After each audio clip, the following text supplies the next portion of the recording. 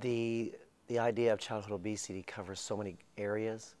So what we've done is try to incorporate, not only give the students some tools, but hopefully give the parents some tools as well.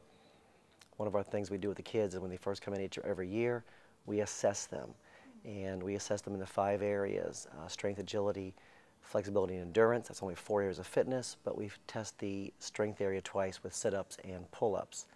Now, once we assess them, we look at 2 areas. One is compare them to the national norms using the President's Physical Fitness Test, then also compare them to their previous scores.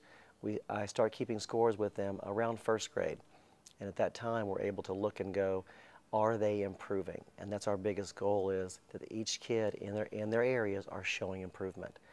So when they first come into school, we'll assess, and then once we assess, we can look at the strengths and weaknesses, and we will then go through workouts. We will actually teach the kids how to work out in all 5 areas.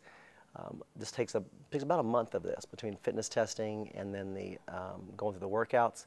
But the idea is that when the students finish that first month of school, they have the tools they need to improve their fitness. It's like anything else, that we can only do so much of it at school time because of the parameters that we're faced with. Most schools only have PE once a week. We do something a little different here at Rideout. We do it 3 times a week because of my schedule and some assistance with the other resource teachers. So because of that, we're able to do more, but because we do more doesn't mean we focus completely on fitness the entire time. They've got to have skills as well. So once we go through the workouts, once we assess them, then I'll send home with them their planner sheets and their score sheets. And what they will do is they can go through and it's kind of like what you would do on a normal workout. When you go to a gym or facility, you have, what's my Monday workout, what's my Wednesday workout, and such. And mine's broken down into the 4 areas: strength, agility, flexibility, and endurance. And each one has a little box there. I mean, it's real simple to say, what am I going to do that day, or every other day, or once a week to improve that area.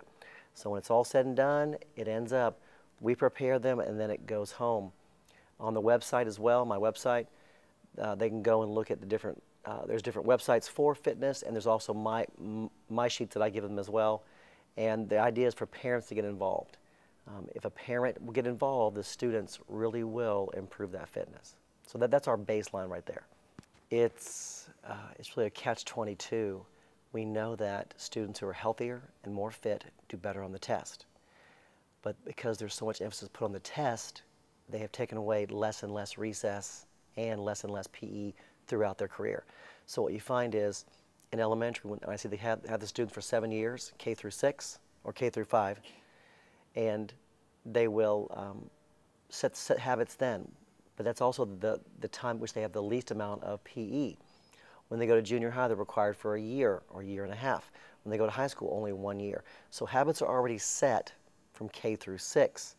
And so here we are trying to say, even Mrs.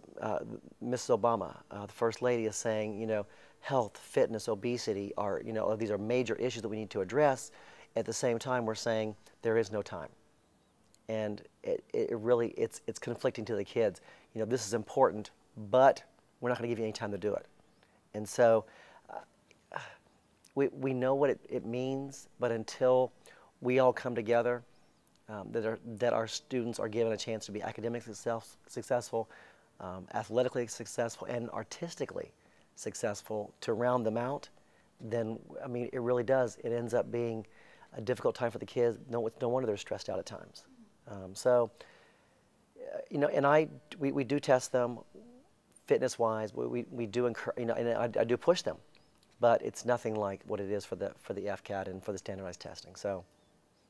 Now, since it is for on a much more standard, less standardized scale. How's that? BMI, body mass index, says if you're this tall, you should weigh this much. It does not take into account body types, endomorph, ectomorph, mesomorph. To say that someone who is working out and has lots of muscle is overweight, the BMI would say that, because muscle weighs twice as much as fat. So what we have is the idea that a person who's 5'9", my height, should weigh 160.